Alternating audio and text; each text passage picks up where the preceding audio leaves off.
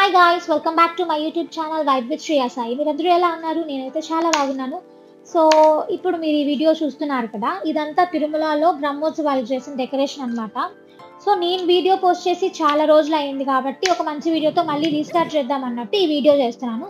చూడండి తిరుమలలో బ్రహ్మోత్సవాలకి ఎంత బాగా డెకరేషన్ చేశారో. నేనైతే నా కజిన్స్తో అశ్వవాహన సేవకు అనేసి వెళ్ళాను అనమాట.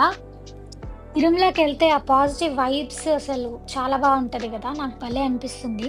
నేను అప్పుడప్పుడు వెళ్తూనే ఉంటాను తిరుమలకి.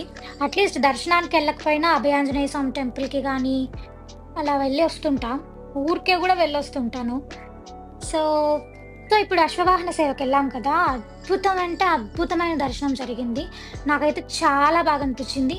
నేను ఇప్పటి వరకు ఇదే నేను ఫస్ట్ టైం ఇదే బ్రహ్మోత్సవాలకి తిరుమల వెళ్ళడం, ఇదే ఫస్ట్ టైం వాహన సేవకి వెళ్ళడం కూడా.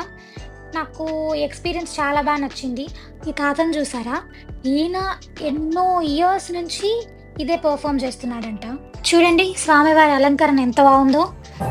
మీకు కరెక్ట్గా క్లియర్గా జూమ్ చేసినప్పుడు చూడండి, చాలా క్లియర్గా కనిపిస్తుంది. ఇంకా మేము కూడా ఫ్రూట్స్ అండ్ హారతి పళ్ళెం ఇచ్చి దర్శనం చేసుకొని దండం పెట్టుకున్న తర్వాత బయలుదేరేసాము. ఆ వాహనం కింద కూడా హోమం వేసుకొని కొంతమంది స్వాములు కూర్చున్నారు. సో నేను వెళ్తుంటే ఆ స్వామి వచ్చేసి పాప పాప ఇట్రా అని పిలిచారు. ఎందుకో పిలుస్తున్నారని వెళ్ళాను. వెళ్తే ఇట్లా హారతి ఇచ్చారా అని అడిగారు. ఇవ్వలేదు అని చెప్పన్నాను. ఎందుకు హారతి ఇవ్వలేదంటే వాళ్ళకి వైకుంఠం 1 వైకుంఠం 2 అని కొన్ని ఉంటాయి. నాకు దాని మీద పెద్ద ఐడియా లేదు. సో ఇట్లా ఒక్కొక్క దానికి ఒక్కొక్క హారతే ఇస్తారంట. సో మేము ఇచ్చిన పళ్ళెం మాత్రం ఫ్రూట్స్ అన్నీ దేవుడి దగ్గర పెట్టి బనానాస్ మాకు ఇచ్చారనమాట ప్రసాదం. పద్మావతి అమ్మవారు, వెంకటేశ్వర స్వామి, అలివేలు మంగమ్మ అమ్మవారు వేషాలు వేశారు, చాలా బాగున్నాయి.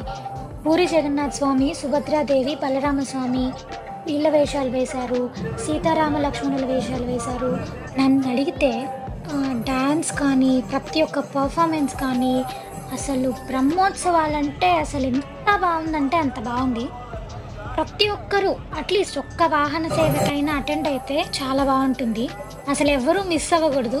కానీ భయంకరమైన జనం, అసలు ఫుల్ క్రౌడ్ ఉండింది. ఎంత కొన్ని వేలల్లో లక్షల్లో వచ్చారు భక్తులు. బ్రహ్మోత్సవాలకి వెళ్ళి బ్రహ్మోత్సవాల టైంలో వాహన సేవ చేసుకొని దాని తర్వాత మెయిన్ టెంపుల్ దర్శనంకి వెళ్ళాం. 2 దర్శనాలు అయ్యాయి. నాకైతే ఆ రోజు the most positive day, the most wonderful experience అనిపించింది. కానీ భయంకరమైన క్రౌడ్ అండి, ఐరన్ చేసి పాడేశారు. ది బెస్ట్ ఎక్స్పీరియన్స్ అని చెప్తాను. ఇంకా వాహన సేవ అయిపోయిందని చెప్పి వెంటనే మెయిన్ టెంపుల్లో దర్శనానికి వెళ్ళి అక్కడ నుంచి నైవేద్యంకి వెళ్ళామన్నమాట డిన్నర్ కోసం. అప్పటికే 11:30 టైము. ఇంకా డిన్నర్ చేసి తిరుపతికి స్టార్ట్ అయిపోయాం. ఇంకా మధ్యలో అక్కడ మహావిష్ణువు స్టాచ్యూ కనిపించింది. సో అక్కడికి వెళ్ళి దండం పెట్టుకొని కాసేపు అలా ఉండి ఇంకా బయలుదేరామన్నమాట. కాసేపు వెయిట్ చేసాం, కార్లోనే కూర్చొని ఉన్నాం. అప్పటికే 12 అయిపోయింది. ఇంకా అలో చేయరని చెప్పి ఇంకా బయలుదేరేసాము. ఆ నేచర్, అప్పా క్లైమేట్, ఫుల్ పాజిటివిటీ అసలు. అంటే దిగలేదు, కార్ ఆపి దండం పెట్టుకున్నాం. మళ్ళీ ఇక్కడ ఆంజనేయ స్వామి గుడి దగ్గరకు వచ్చి అక్కడ దర్శనం చేసుకున్నాం. మళ్ళీ అక్కడ నుంచి కూడా బయలుదేరేసామన్నమాట.